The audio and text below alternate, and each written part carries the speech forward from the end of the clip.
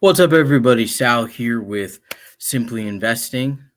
Another great episode here, or quick chat here for you guys. I kind of want to just quickly go over the mortgage thing that's going on here because I think a lot of people haven't mistaken about why there's high rent. There's a little bit to do with more volume, but what I see as owning a moving company, we have grown like the area of like luxury apartments has just grown substantially. But here I want to kind of give a quick example as to why your rent kind of jumped quite a bit over the last couple years. And a lot of it has to do with this what's called cash out refi. What they're doing is that tax-free cash out. So let's just take an example of a home I bought. I bought this in 2010, right when the loan crashed and everything. I got a good mortgage for 2.5%, right? So this was an investment property that you had, a 3-bedroom, 1-bath house. You can easily do, right? So as you can see here, you're getting a fixed rate mortgage, 2.5 interest at the time. You're getting it's $100,000 home price. You're looking at down payment 20%, good credit score, everything, right? And your property taxes, what have you, right? Which this is based off of Arkansas. So 1,250 is about right for Arkansas. So you're looking at a total bill of $439, right? $439 a month to mortgage that property. You would rent this out for $900 a month, which is what I did. I rent out for $950 a month. I crept it up to about $1,200, but I never cashed it out. It's actually got another 7 years before I pay it off. But $950, you do your you reserve your half your profit and all that stuff. You have a net of about $300, right, that you make per month off of this. Now we come to now, right? Like 2020, 2021, 2022. Let's just say 2022. That was really the height of all the prices and everything. But 2022, right? All these gurus talking about cash out refi, refi, cashing out, tax free, blah, blah, blah. You have to pay that money back. And most likely you did not get a fixed rate. What most of them did was they got a 3.6 ARM, right? And most likely it's 6.3%. Now, you're not paying a down payment because you're refinancing and you're getting all that money up front, right? But let's say the house went up to $300,000, right? And you have $50,000 in equity. So you're cashing out, which is what they were doing, which a lot of people were doing. They were maxing out the cash out, like right up to the value of the home.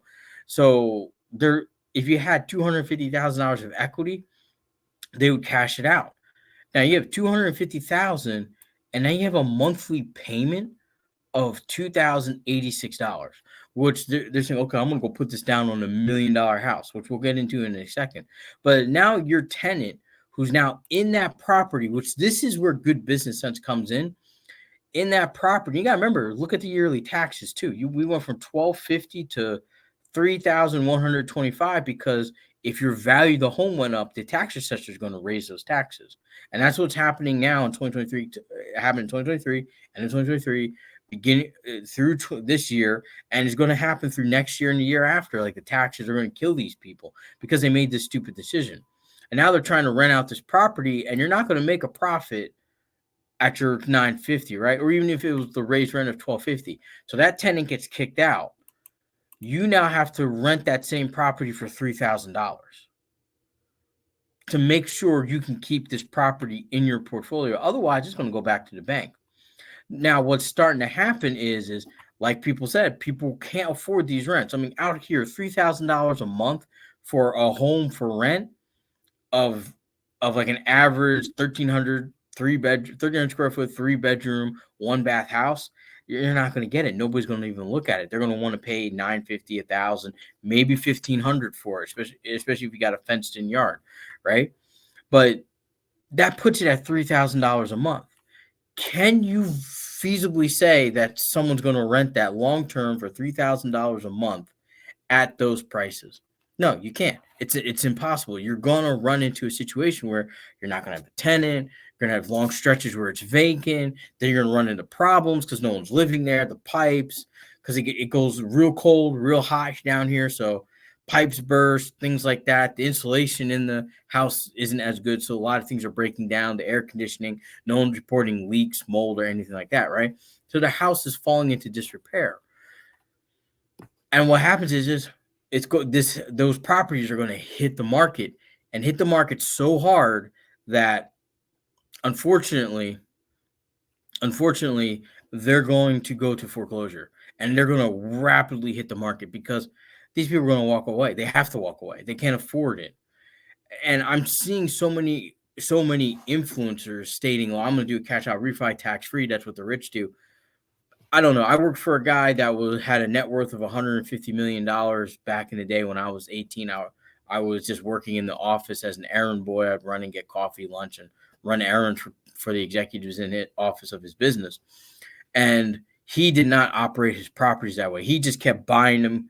He put down payments, got fixed mortgages at the time. When he was like 20%. That was like the mid 90s.